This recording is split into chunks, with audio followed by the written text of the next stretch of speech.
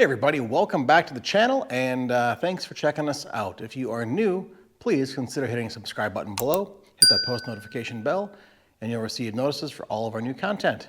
If you're coming back for more, thank you very much. Today, we've got something a little different. While we were waiting for the Dolphin glaze to dry on the Challenger fender, working through that as long as we're waiting on information for the fender patch.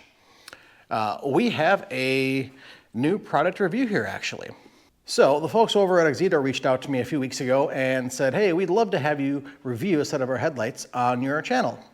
So they went ahead and sent out a set of the 9007 bulbs for our 1998 Ford Mustang.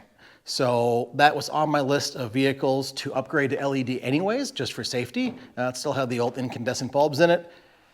And that way, all of our vehicles that we would drive would be switched over to LEDs. So we're gonna go ahead and check out the package, open it up, see what's in there, and then once it gets dark, we're gonna go ahead and do a before and after comparison of the standard incandescents and these LED bulbs. So these are the 6500K bulbs, so they are the bright white. That's what I've got in the other vehicles. And they're estimated for life of about 50,000 hours. Pretty good. And the packaging says they are made of aircraft grade aluminum. So that is nice. Hopefully will hold up better. In our Minnesota weather here, won't crack like plastic might. So let's go ahead and open up the box. We'll go ahead and use my freezer since workbench is kind of full. So you can definitely tell I have not opened this box before.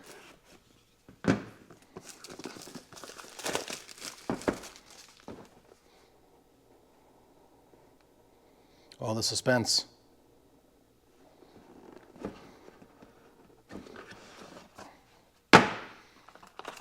Manual, who needs that? Zip ties hold the wiring down, and then one of our ballasts, our factory wiring adapter, and then the bulbs themselves.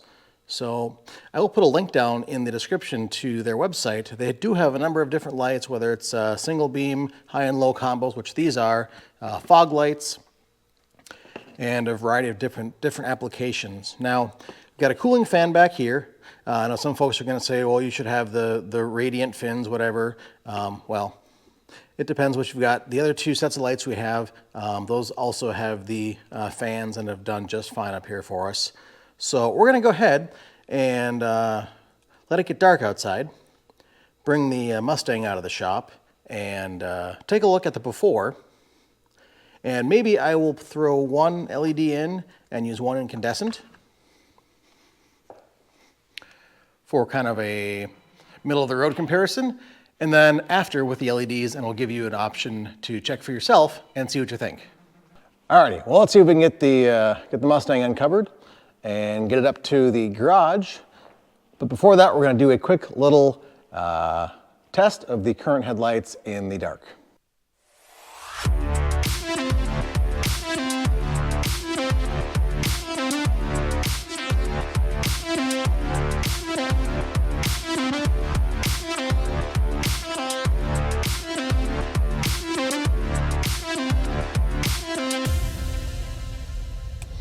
Alrighty, so GoPro already by default has pretty poor lighting in the dark.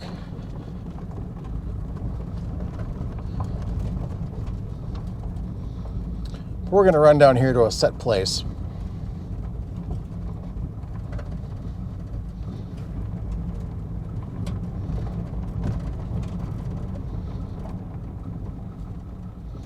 Right here. Here's our low beams. And there's our high beams.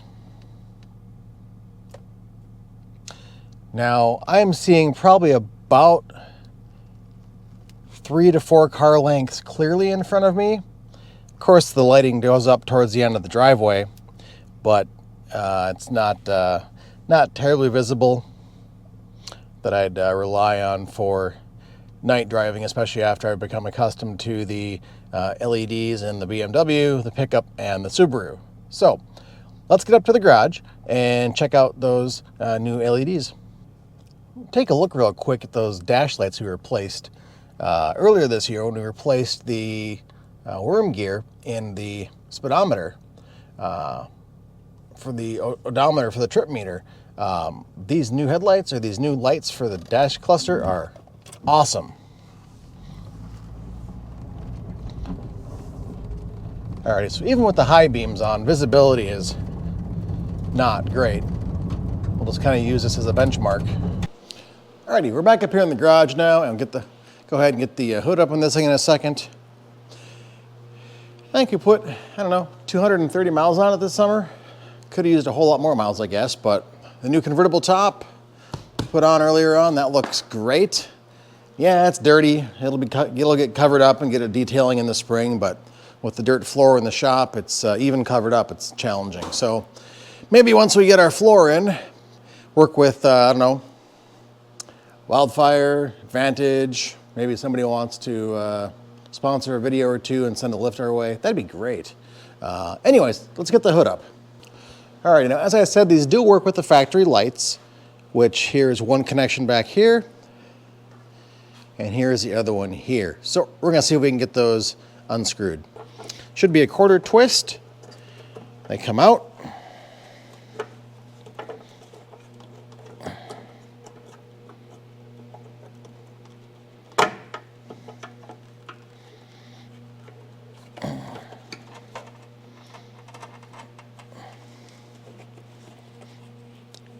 Here we go, there's the original bulb.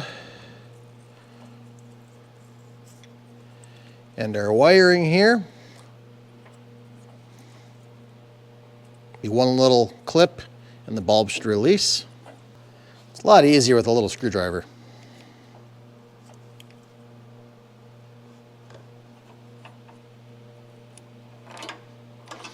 Which I'm apparently having significant challenge with. There we go.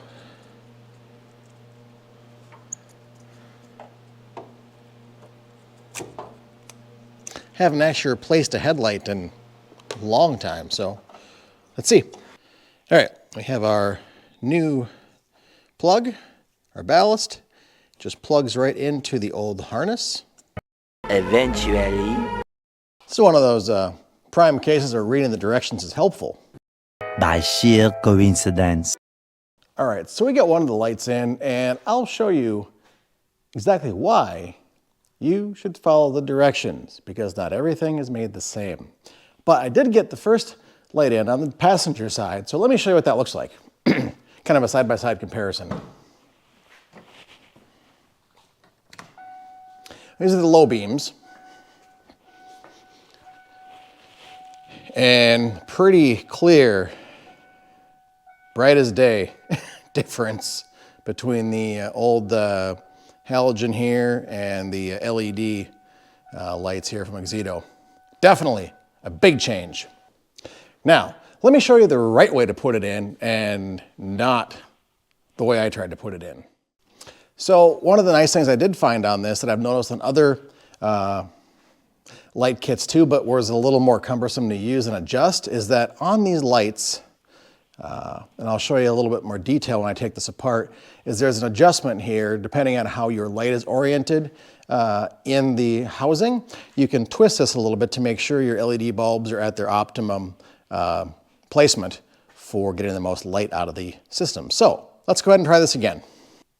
We did okay with our light removal, that's not a big deal. A little twist of this plastic thing here. Fixture comes out. Bulb is warm. Let's go ahead and get this out of our way. We'll get our old bulb off. Easy peasy, no problem. Now, we'll take this thing out because this is important. Now, let's take a look at our new light. This piece, the bulb actually separates from the back here, or the trim ring actually separates, so we twist it. Slides right off. Look how easy that is. And we set this back in here. You'll see why in just a moment. So we'll come over here to our light housing, And it's tough to see in there, but there is an orientation where this ring will fit in and clip in all the way. Just go ahead and give it a twist around until you find that special spot where it slides in. And you'll notice your holes for these 3 tabs will also line up between the fixture socket and the light fixture socket. Put it back on there like you normally attach a bulb. Give it your twist. There we go. That's easy. Now we'll come back, we'll grab our light. And that also has a orientation to fit in.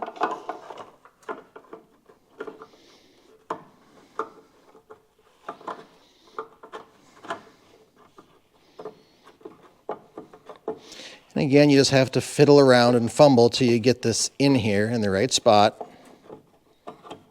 Give it a twist. Now mine is about 1 o'clock if you're looking at it backwards, or 11 o'clock if you're looking at it head on. Give it your twist to lock it in place. That will be a little bit of a challenge, but trust me, it'll go. Just don't get our cables stuck. Actually, if you put the camera down and do it with both hands, it works a whole lot better. Maybe try that since you probably won't be filming your own review. All right, we're back. Simple as hooking up the harness again. They did include some zip ties if needed. I don't have a lot of slack in my harness, so I don't need any in my case, but you might for your specific installation.